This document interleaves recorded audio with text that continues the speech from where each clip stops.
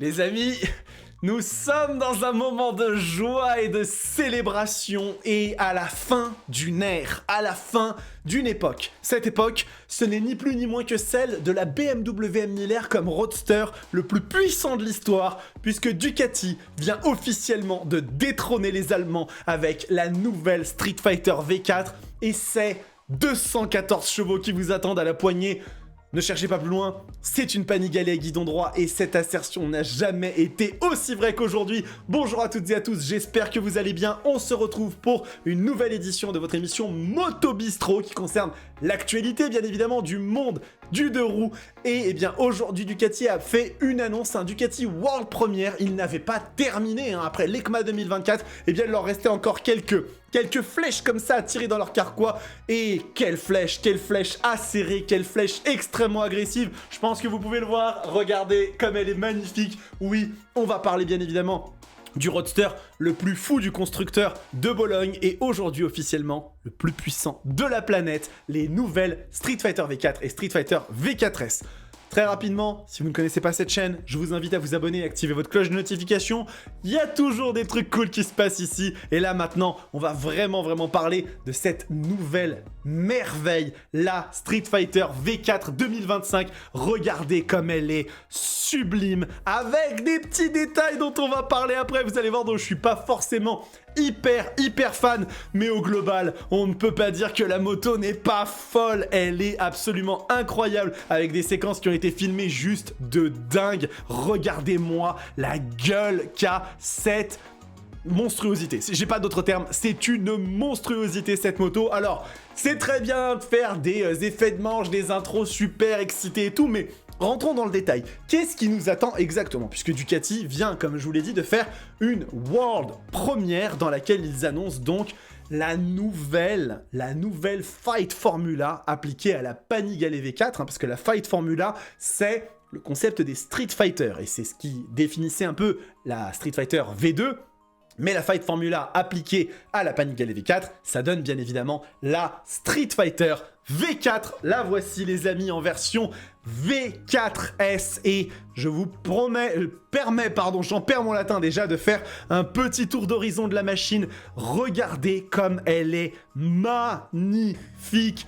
On est littéralement sur une Panigale à guidon droit. Alors, vous pouvez voir qu'il y a des petits changements esthétiques déjà qui sont appliqués, avec notamment la présence du fameux bras oscillant de la Panigale V4 nouvelle génération. La partie arrière est exactement la même que la Panigale. On a un écran qui se voit ici, dont on va discuter après bien évidemment, puisque c'est l'écran nouvelle génération. Et surtout, eh bien, on a l'intégration de ces ailerons. Alors là, pour le coup, je vous avoue qu'effectivement, je trouve ça un poil too much. En termes de design, c'est pas forcément ce que je trouve le plus beau, et d'autant plus que là, elle en a deux. Un seul aileron, ça ne suffit pas. Mais bon, quand même, si on va regarder dans le détail, ça reste quand même extrêmement agressif. Cette face avant, cette tête de fourche est véritablement ultra énervée. Et on a ici, eh bien, le résumé finalement, ce qu'ils avaient fait pour la Street Fighter V2. Je sais pas si vous vous souvenez, Panigale V4 1103cc Desmo Sedici Stradale, Panigale V4 châssis and electronics, donc le châssis et l'électronique de la Panigale V4, 189 kg, on en parlera après, un guidon large et haut, 214 chevaux, moins le carénage. Ça donne bien évidemment la Street Fighter V4, la plus puissante de tous les temps.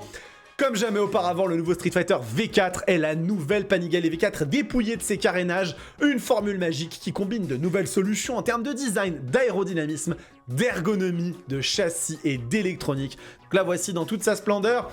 Vous pouvez voir ici toutes les informations qui sont données, et si on regarde là, on peut la faire tourner comme ça un petit peu plus simplement en 3 dimensions. Elle est véritablement magnifique, ça on ne peut pas lui retirer, en tout cas c'est personnel, mais moi je trouve qu'effectivement elle est splendide. Alors, une fois qu'on a parlé de l'esthétique de cette nouvelle machine, il faut qu'on aille un peu plus loin, qu'on aille explorer les entrailles de ce nouveau monstre transalpin. Qu'est-ce qu'elle cache à l'intérieur de ces bielles? Eh bien écoutez, je ne vous fais pas tarder plus longtemps, on y va. Le moteur est donc bien le Desmo Sedici Stradale à 90 degrés V4, vilebrequin contre rotative, bon bref, c'est le moteur de la Panigale V4, pas besoin d'aller chercher plus loin, la cylindrée est la même, et voici le chiffre qui nous intéresse, bien évidemment, 214 chevaux, oui, vous avez bien entendu, la Street Fighter V4 est désormais le roadster le plus puissant de tous les temps, et elle ne concède plus que 2 chevaux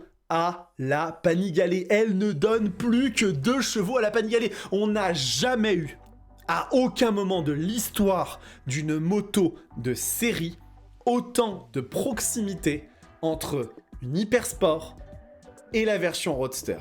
Je vous le rappelle, lorsque la première Panigale V4 était sortie, la Street Fighter faisait 208 chevaux et elle concédait 6 chevaux à la Panigale.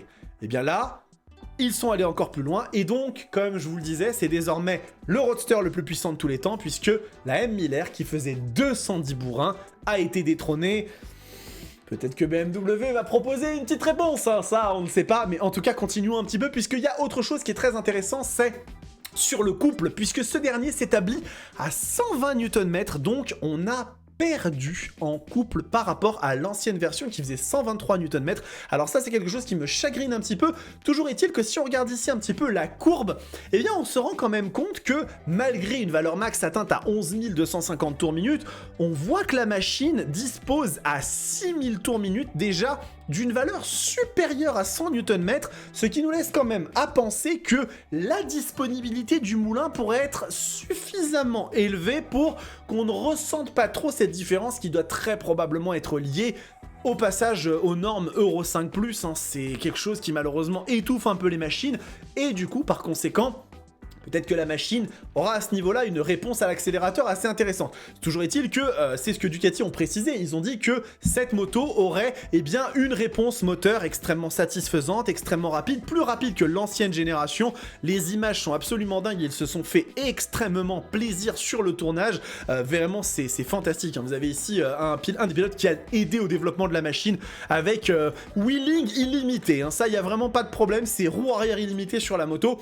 Donc, cette Street Fighter V4, en tout cas sur le moteur, est bien partie, aucun problème là-dessus. Maintenant, il faut parler du châssis, puisque le châssis, il est très intéressant, il y a plusieurs choses à en dire, et l'une d'entre elles, c'est que, eh bien, regardez, on va aller sur le site. Dérivé de l'expérience de Ducati Core, ces solutions de châssis visent à améliorer les performances sur piste, de sorte que les amateurs et les professionnels puissent répéter des temps au tour plus bas avec moins d'efforts. Grâce à des solutions telles que le nouveau bras oscillant symétrique creux Ducati et le cadre avant avec une rigidité latérale réduite, le front frame, la vitesse du pilote sur la piste et le plaisir sur la route atteignent des niveaux sans précédent. Alors si on va regarder un petit peu de quoi ça s'agit, eh bien effectivement, la Street Fighter V4 2025 reprend le châssis monocoque aluminium front frame avec le moteur pour élément porteur, excusez-moi, de la Panigale avec une rigidité latérale diminuée de 40%, qui donne à la machine un comportement bien plus agile, et ce bras oscillant, le fameux bras oscillant standard creusé, hein, qui est véritablement très beau, ça on peut pas le nier, même si je peux comprendre que certains d'entre vous, moi le premier, se sont un peu offusqués de la disparition du monobras. On est aussi dans une logique d'efficacité, la Panigale devait être plus rapide au tour, et donc la Street Fighter n'étant rien d'autre qu'une version à guidon droit de la Panigale, elle a hérité des mêmes solutions techniques. Alors, bien évidemment, tout est expliqué ici, hein. Le bras oscillant symétrique creux allie la forme et la fonction, structure complexe, sophistiquée, élégante. Il se distingue parmi les motos sportives par le fait qu'il est associé à un échappement placé sous le moteur. C'est vrai qu'effectivement, ça lui donne quand même un look qui est très très sympa. Le cadre avant dérivé du MotoGP, et donc ça effectivement, rigidité latérale réduite de 40% et un gain de poids de 17%. On a toujours su que le cadre monocoque aluminium de la moto a toujours été parmi les meilleurs, et donc ça, il n'y a aucun problème. Donc la machine reprend cela. Il faut quand même parler du coup du poids de cette Street Fighter, parce que malheureusement, il s'est passé un truc, et ce truc s'appelle les normes d'homologation, et la nouvelle Street Fighter V4S pèse 189 kg en ordre de marche sans carburant. Ce qui veut donc dire que si on rajoute les 16 litres de capacité de réservoir qui donnent donc 12 kg supplémentaires, la nouvelle Street Fighter V4S s'établit à 201 kg, soit 3,5 kg de plus que l'ancienne version.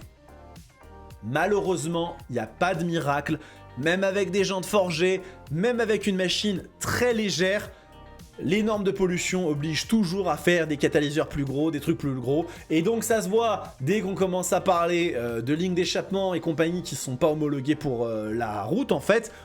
Les poids, ils diminuent d'un coup parce que bah forcément c'est là que se situe beaucoup du problème. Alors, il y a aussi bien évidemment une question d'équipement, de suspension, et là pour le coup il y a des choses qui sont très intéressantes. On va commencer par parler déjà de la Street Fighter V4. Cette dernière, elle est équipée au niveau de sa suspension et bien d'une fourche Showa BPF 43 mm entièrement réglable, tube intérieur chromé, c'est toujours mieux, et d'un amortisseur Sachs arrière entièrement réglable. Alors ça, c'est pas mal, c'est toujours des bons équipements, mais ce qui nous intéresse souvent sur la Street Fighter, c'est plutôt la version S. Et alors la version S, bien évidemment, ils se sont fait plaisir. Commençons déjà par parler de la suspension arrière, avec une inspiration de la Desmo Sedici GP, qui est donc avec un nouveau design qui inclut la solution à tige unique, qui permet de réduire la longueur de l'amortisseur et d'économiser environ 600 grammes, ce qui n'est pas rien quand même, et qui réduit les frottements. Il faut savoir que cette version de l'amortisseur arrière, c'est un amortisseur arrière all-in CPX36, est vraiment pensé pour avoir un peu moins de rigidité par rapport à la Panigale sur le premier tiers de course, qui permet du coup sur la route d'être un petit peu plus confort. Ça semble logique et effectivement ce sont des choses qui font partie des préoccupations qu'on doit avoir quand on réalise un roadster comme ça à vocation aussi routière. Après, si on va regarder du côté de la suspension avant, écoutez, j'ai été assez surpris de voir que la Street Fighter V4S n'hérite pas de la fourche 25-30 de la Panigale, mais bien d'une All-in Nix 30, un petit peu plus ancienne, on va dire, entre guillemets, mais avec un système toujours semi-actif, Smart All-in 3.0, le Smart C 3.0, qui donc va permettre d'avoir un côté très prédictif à la machine. On en discutera un petit peu plus lorsque on va parler de la technologie.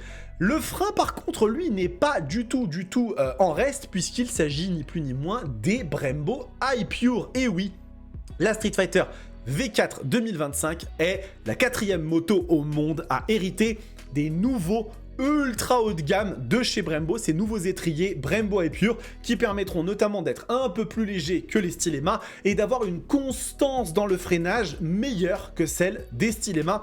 Lorsque je les ai testés sur la Panigale, je peux vous assurer que c'est monstrueux. Bien évidemment, un autre élément qui fait très plaisir sur la V4S, c'est les jantes forgées, qui permettent de gagner quand même pas mal de points, 2,17 kg, et réduisent les moments d'inertie de 22% à l'avant et de 23,5% à l'arrière par rapport aux roues en aluminium moulées à 5 branches en forme de Y de la Panigale V4. Donc ça fait partie vraiment de tous les éléments de châssis qui sont très intéressants sur cette machine. Et finalement, on va remonter un petit peu et on va discuter sur cette nouvelle Street Fighter de l'électronique, parce qu'elle aussi, elle n'est pas en reste, avec tout d'abord l'écran de la Panigale V4 2025, ce nouvel écran au format 8/3 de 6,9 pouces, très chouette écran.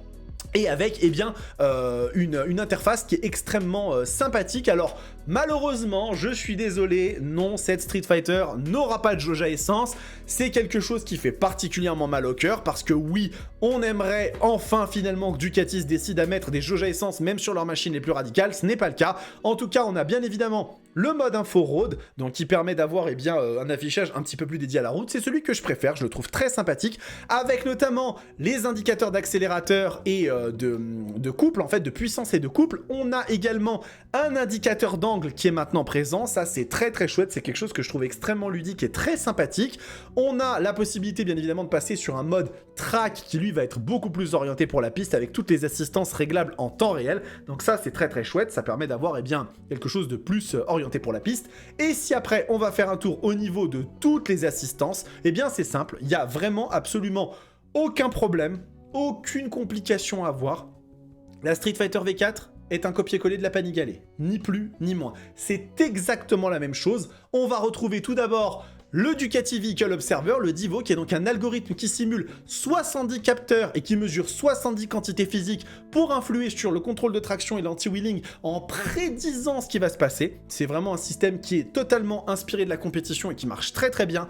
Le Race CBS, qui est donc ce nouveau freinage complet qui permet, quand vous êtes sur le mode le plus sportif, sur piste par exemple, de freiner de l'avant en même temps de l'arrière et de relâcher le frein avant tout en maintenant automatiquement, sans que vous n'ayez rien à faire, l'arrière pour resserrer la courbe. Vraiment, vraiment incroyable. Et puis, eh bien, on a toujours les suspensions électroniques, les modes de pilotage avancés, le Quick Shift 2.0 qui est plus souple, plus agréable. La machine est véritablement un monstre de technologie. Petit point qui fait toujours plaisir, même si on doit payer, passer à la case portefeuille, ça c'est un petit peu embêtant. Mais voilà, la moto peut être dotée d'un régulateur de vitesse. C'est pas mal, je trouve ça quand même assez chouette que ce soit proposé, parce que pour le coup, c'est pas forcément sur toutes les machines, et c'est bien que Ducati se mette à le faire. Et on a un dernier truc à voir. Le prix. Le prix. Alors, je préfère pas y aller par quatre chemins. Hein. La Street Fighter a pris du prix. Elle a pris beaucoup de prix. La V4 standard, les amis, est affichée à 24 990 €, soit 2000 € de plus que la V4S lorsqu'elle était sortie, donc ça fait extrêmement mal. Et pour la V4S, il faudra débourser la somme de 28 490 €, ce qui est, ne mâchons pas les mots, extrêmement cher. Mais genre vraiment extrêmement cher. La précédente génération de la V4S était négociée à 26 890 €, ce qui veut dire que la machine a pris 1600 €. Alors, on a un nouveau bras oscillant, on a un nouveau design, on a un moteur qui est poussé à 214 chevaux, on a un nouvel écran TFT, bourré de technologie. Est-ce que ça suffira pour vendre la moto? Surtout face à, ne l'oublions pas, une BMW M1000R qui coûte 23 500 € et qui a déjà des équipements qui sont extrêmement haut de gamme. Je ne sais pas. Toujours est-il que la Street Fighter V4, c'est aujourd'hui la nouvelle référence absolue en termes de puissance dans le monde des hyper roadsters. Ça va être encore une fois une machine totalement folle, et je n'ai qu'une seule hâte, bien évidemment, peu importe le prix, c'est de vous la tester, parce que vraiment, on est sur un monstre absolu, elle est magnifique, même si j'avoue qu'effectivement, ces ailerons, je ne suis pas particulièrement fan, mais pour le reste, mamma mia, encore une création divine de la part de Ducati. Donc, eh bien voilà, écoutez, vous avez désormais toutes les informations sur le nouveau bijou du constructeur italien de Ducati. Effectivement, c'est très très cher, mais c'est aussi très impressionnant. À vous de vous faire votre jugement, et si vous avez les moyens, ne laissez personne se mettre en travers de votre passion et de vos rêves. Cette vidéo est terminée, les amis, j'espère qu'elle vous a plu. Encore une fois, ça m'a fait un plaisir immense de pouvoir partager ça avec vous. N'oubliez pas, on se retrouve des fois en live directement pour tourner ce genre de vidéo, ce qui est donc vraiment vraiment chouette. Et puis du coup, eh bien, on se retrouve très vite pour de nouveaux contenus. En attendant, prenez soin de vous, kiffez vos bécanes. Ciao!